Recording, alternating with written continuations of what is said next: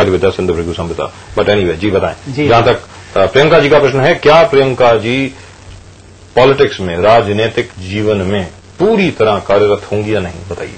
यहां तक प्रियंका जी की कुंडली का सवाल है, इस बात में कोई दो राय नहीं कि वो एक ऐसे परिवार से हैं जिसमें राजनीतिक से अछूता रहना असंभव है, नंबर 1। और उनकी कुंडली का यहां तक प्रश्न है, वो संगठन के लिए जीवन भर कार्यरत रहेंगी, यानी मेंबर ऑफ पार्लियामेंट, कभी कभार वक्त पड़ने पर वो कांग्रेस कमेटी की चेयरपर्सन भी बन सकती हैं आगे आने वाले जीवन में।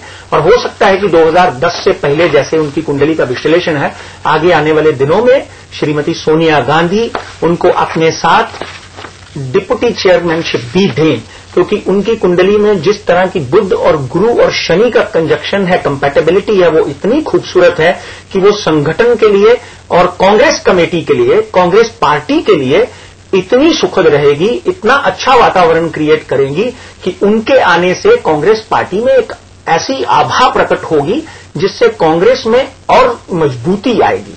मगर पंडित जी, मैं आपको जरा रोकना चाहूंगा। मैं इसलिए आपको रोकना चाहूंगा कि याद रहे कि आपने जो कुछ कहा था पिछले वर्ष, जी जी, जब महाराष्ट्र में भी इलेक्शन हो रहे थे और जनरल इलेक्शन भी हुए थे, और उस वक्त हम अपने दर्शकों को याद दिलवा दें एक बार फिर कि उस वक्त विलासराव देशमुख जी का नाम तक नहीं चल रहा था। विलासराव देशमुख जी जनरल सेक्रेटरी थे एआईसीसी के इंचार्ज ऑफ कर्नाटका, और उस वक्त उनका नाम तक नहीं चल रहा था। सिर्फ पंडित आर.के. शर्मा एक महज ऐसे एस्ट्रोलॉजर थे जिन्होंने कहा था कि विलासराव, एक तो कांग्रेस जीतेगी और विलासराव देशमुख जी मुख्यमंत्री बनेंगे महाराष्ट्र के, ऐसा पंडित आर.के. शर्मा ने ईटी शो के दौरान कहा था सारा समय पर।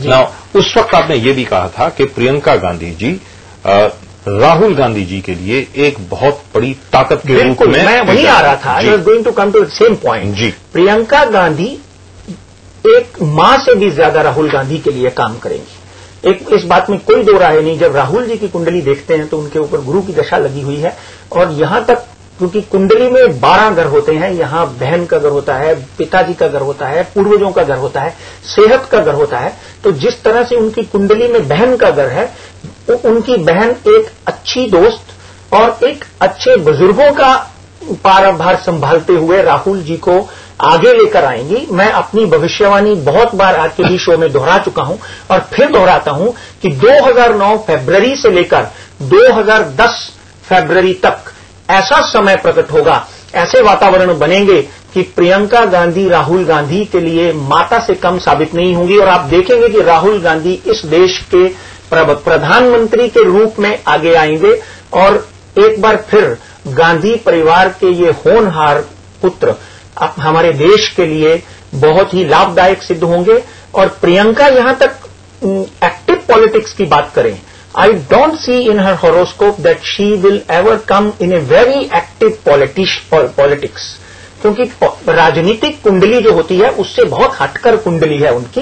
वो संगठन के लिए और अपने माता पिता के लिए, अपने स्वर्गीय राजीव गांधी जो हैं उनके सपने के लिए अपने भाई को आगे करेंगी और उनके जीवन में, उनके कैरियर में इस तरह का योगदान देंगी कि आगे आने वाले भारतवर्ष की पीढ़ियां याद करेंगी। Wonderful, absolutely wonderful. Now,